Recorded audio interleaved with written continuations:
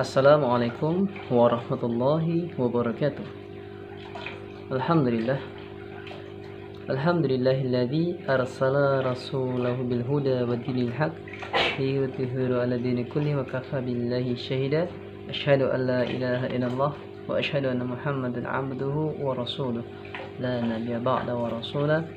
Alhamdulillah, bersyukur kepada Allah Subhanahu wa taala yang pada kesempatan kali ini kita masih diberikan kesehatan, kesempatan, juga nikmat yang tidak pernah bisa kita hitung, sebagaimana firman Allah dalam Al-Quran, A'udzubillahi samii'il 'alim minasyaitonir rajim. Bismillahirrahmanirrahim.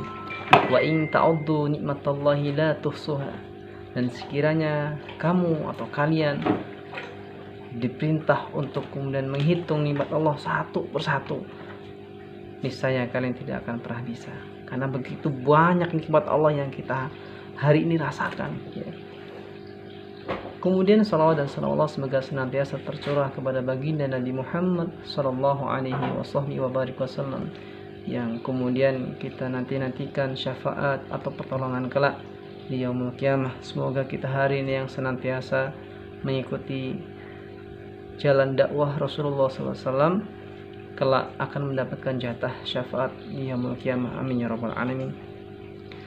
Anak-anak sekalian yang insya Allah dimuliakan Allah SWT, dan kepada para pemirsa yang masih setia untuk kemudian menyimak ataupun mendengarkan, saya Didi Swanto izinkan untuk kemudian menyampaikan beberapa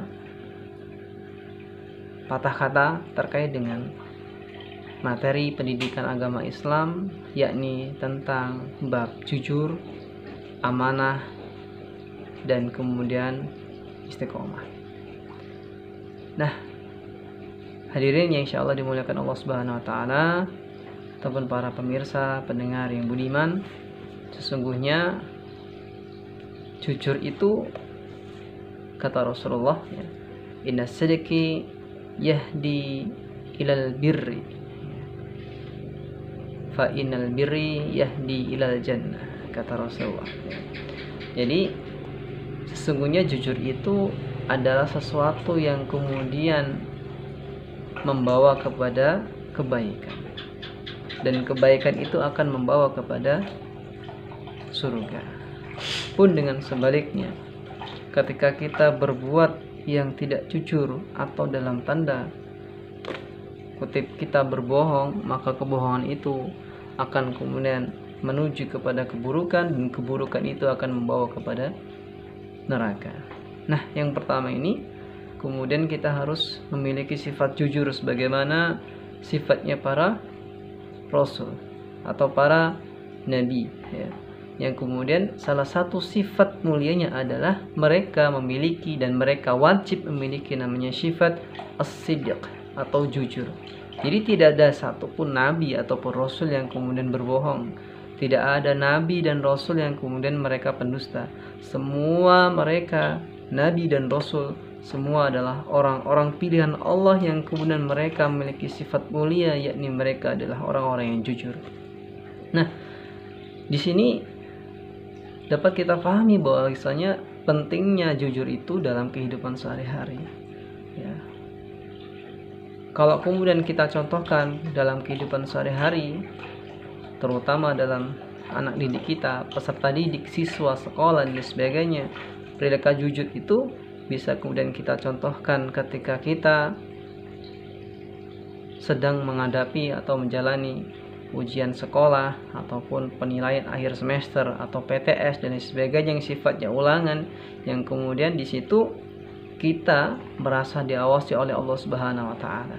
Nah, yang pertama adalah tadi jujur. Kalau kemudian sifat jujur ini kemudian kita tanamkan dalam kehidupan sehari-hari, kemudian kepada keluarga kita, kepada lingkungan kita, ketika semua orang jujur, maka kemudian kehidupan ini akan kemudian makmur.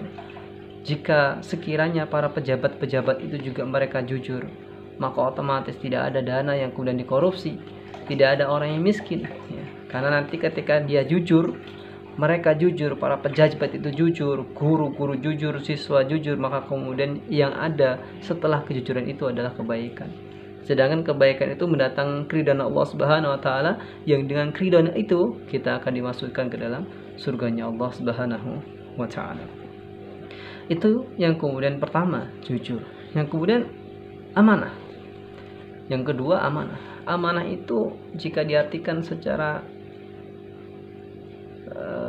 arti yang kemudian fleksibel atau arti yang kemudian mudah dipahami adalah amanah itu dapat dipercaya atau bisa dipercaya. Bayangkan kalau kemudian kita mengamanahi seseorang dengan amanah yang bisa jadi dia sedang ataupun berat, kemudian amanah itu dijalankan dengan sebaik mungkin, otomatis kita juga akan merasa senang.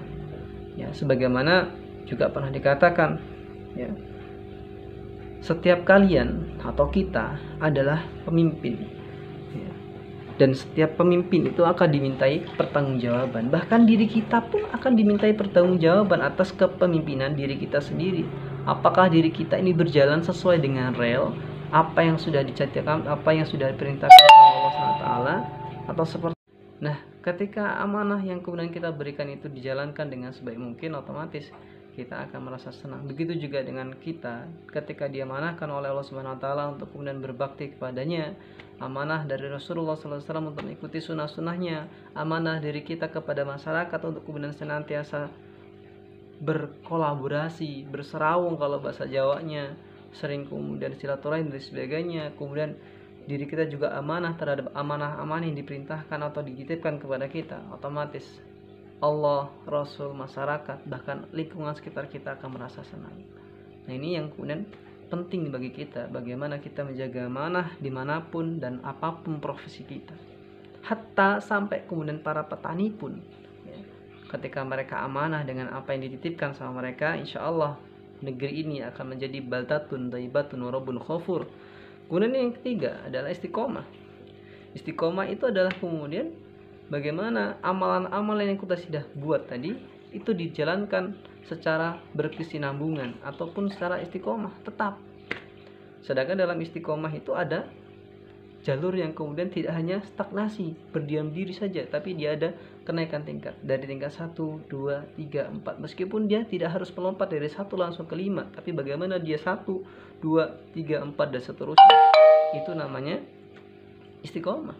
Dan bagaimana ketika dua sifat tadi atau sikap tadi, yakni jujur, yang kemudian kedua amanah, bisa kita hidupkan dalam kehidupan sehari-hari, kemudian kita viruskan lagi, ya bahasanya kita viruskan kepada masyarakat sekitar dan bahkan kepada negara bahkan sekaligus.